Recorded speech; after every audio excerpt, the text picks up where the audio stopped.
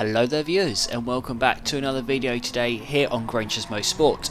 So today you join us for round 5 of the Medway Racing League Group 3 100 mile series, and as you can see on screen we are racing around Tsukuba of all circuits. Group 3 cars around Tsukuba, not a combination that comes up at all really in anything, and is quite an alternative combination, but well, let me tell you now, it actually made for a very good race.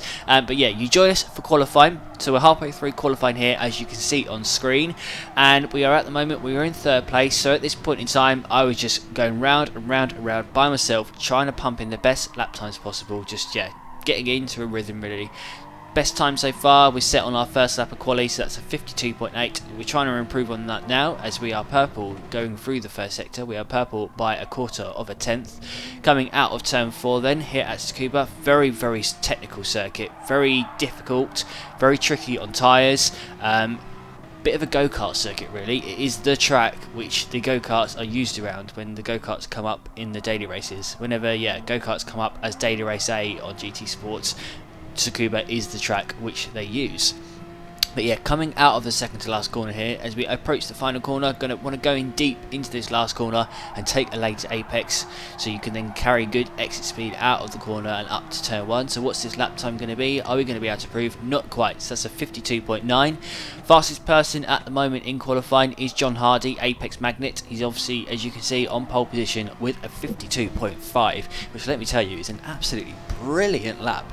52.5 is very quick. I am going to have real difficulties matching that time. I believe he was in slipstream for that lap, but nonetheless it is a very good lap. But in the end we did give up going around by ourselves, and we waited for people to come past. We pulled into the pit lane, put a new set of super safes on, and then found people whose slipstream I could then get into. So as we begin our 10th lap of qualifying here, we're behind Sean Pretty, coming out of turn 1, although Sean's made a bit of a hash of that exit and is kind of getting in our way now. So we are up on our personal best, but I think Sean wasn't on a hot lap here, which was rather frustrating. And so having to abort this lap. Now we've got Dimitar coming up behind us.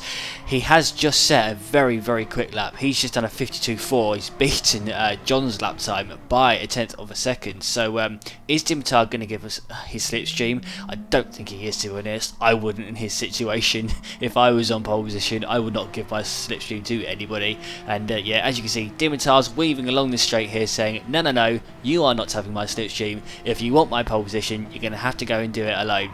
So as we come into this final corner here with 30 seconds left of qualifying, can we improve on what is now 5th place in qualifying? Can we improve on our 52.8? So coming down to turn 1, braking just as that catch fence thing stops on the left and turns into the solid boards. Take a late apex through turn 1 and then exit out there through turn 2 and 3. Braking just as the curb stops curving through turn 3, if you know what I mean, and then through this tricky banked hairpin of turn 4. Now down into turn 5, try not to take too much of that curb because it can send you off the circuit. Then through this long left-hander at turn 6, we are 1.3 tenths up on our personal best, so things are looking decent right now, as the gap in front of us is only 0.036 seconds. That's the gap to 4th place, by the way, as you can see on the leaderboards. So approaching this final corner here, braking halfway down like the dirt bit on the left, coming into the final corner, trying to take a late apex, powering out of this corner. To be honest, this final sector hasn't been particularly good, and well, we managed to go P3. So we did a 52.6 then, managed to go 3rd on the grid. Now Tsukuba, like I said, very twisty circuit. Isn't particularly easy to overtake. It's quite a wide track, it's not particularly narrow, but there's not much in the way of heavy braking zones, especially in a Group 3 car. It's kind of straight corner, straight. So it's going to be difficult to overtake, but we are starting P3, so it could be a lot worse. Now, strategy for this race, there is a lot of different options, to be honest, for the strategy. You can do the one stop, but that's going to require fuel saving and good luck managing to get your tyres to do 50 miles around this track. That ain't going to happen. So one stop, not really an option. Then you've got to choose between either doing the 2 stop or doing the 3 stop, which is not something I ever thought I would be saying in this MRL league, in this Group 3 league. Usually every race is a 1 stop, so doing the 3 stop is going to be a bit crazy, but round here at Tsukuba, the pit lane loss time is not too big. If you just change tyres when you pit, you only lose about 5 seconds or so. So pit lane loss time isn't too bad. So you've got to choose between doing the 2-stop or the 3-stop. And well, Dimitar decided for this race, he decided to do the 2-stop. And I knew that because he had pit soft tyres on at the start of the race. I saw that in qualifying that he'd had soft tyres on by default. So you got Dimitar starting on softs, and I'm going to go for the 3-stop. So I did testing in different cars before this, decided the 3-stop is best because the tyres after about 25 laps really are not in a good state. So yeah, we're going to be doing the 3-stop here and basically pitting once every 20 laps. So as we bring up the grid, got Dimitar, like I say, starting on pole position. You got John Apex Magnet, John Hardy starting in PT. You got myself in 3rd. You got Tom Pretty in 4th. Adam Tron in 5th, and Sean Pretty starting down in P6.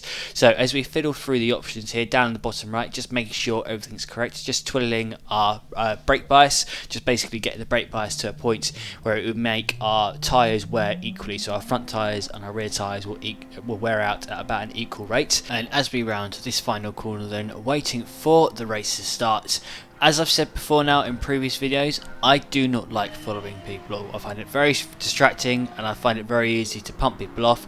I always get caught out by the slipstream and I really don't like it. So as the race begins then, I'm already wanting to get past John Hardy in front. I'm already wanting to get up his inside. So I'm flat out from the get-go here. I'm not doing any tyre saving, not doing any fuel saving, as we didn't really look to go up his inside then. He just the gap kind of opened up as I think me and John were taking alternative lines into turn 4 then.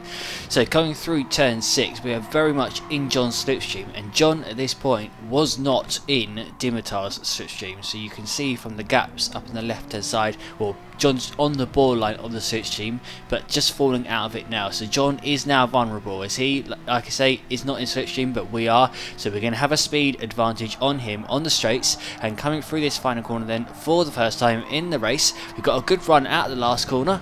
As we go across the start finish line, we're gaining on him into turn 1, and John loses the back end going into that first corner, and we go up his inside then, coming out of turn 1. We're now side by side on the run down to turn 2, 3 and 4, and John fortunately backs out of the move. So yeah, we're on lap 2 out of 79, and I think John realised, yeah, no point in fighting, I wanted to come past.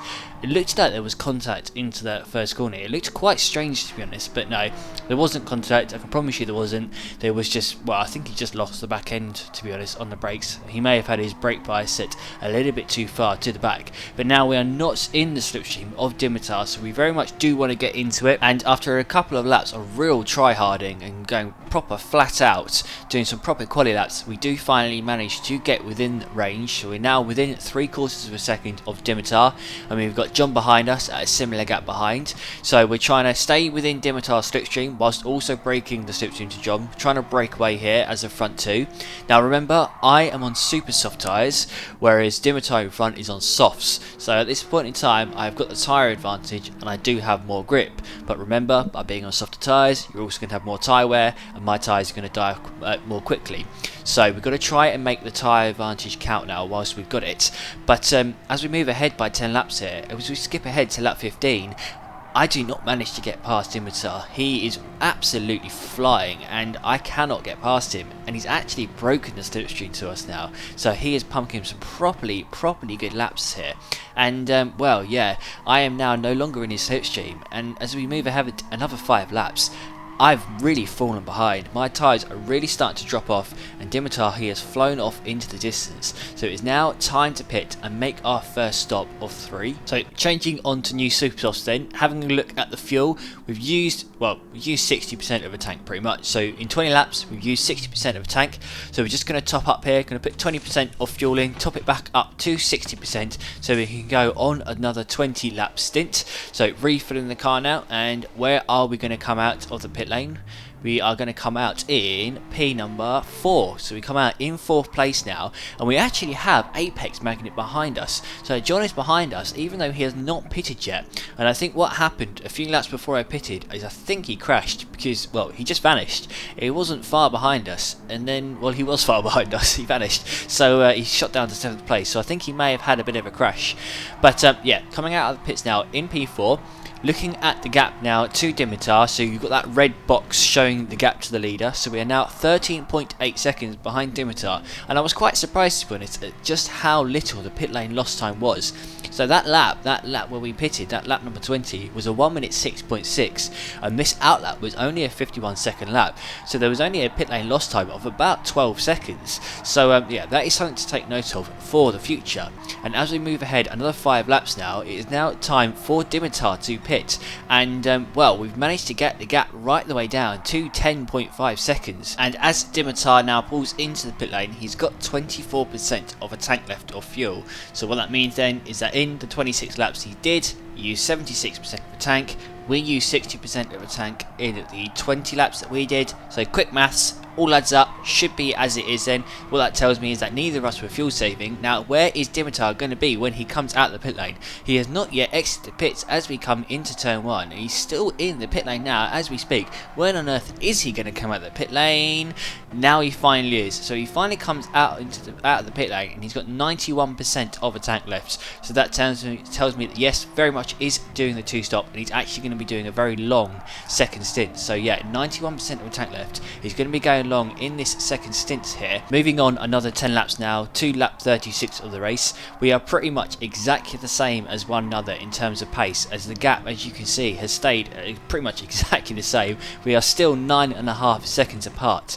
But well, unfortunately Dimitar, he makes a rather big mistake. So going into turn 4, as you can see on the track map, which I've zoomed in on up in the top right hand corner, as you can see, he has an off. He goes off into the gravel trap, and well, he nearly loses second place, and he loses 3 seconds to us there, which in a race like this where we're so evenly matched, losing 3 seconds in an off like that is, well, that is a big issue. That is a very big mistake by Dimitar. 5 laps later, we're now pulling into the pit lane, so we're making our second stop of the race. It's actually lap 41 at this point. We ended up making this a 21 lap stint, so we're pulling in with a completely empty tank of fuel.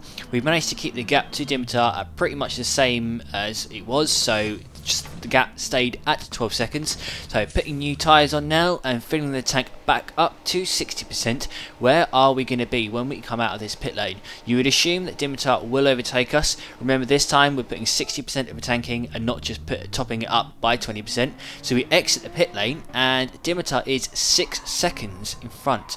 So we come out of the pits, we've actually got traffic in front of us annoyingly, but Ben immediately pulls over and lets us through kindly, so thank you very much there, Ben. So coming out of the pits now, we are 6 seconds behind Dimitar, like you say, and we are on new super soft tyres, whereas he is on very knackered old super softs. And well, over the course of the next 10 laps, we managed to make that tyre advantage work, and we managed to get the gap down from 6 seconds to, well, as you can see on the screen, nothing basically.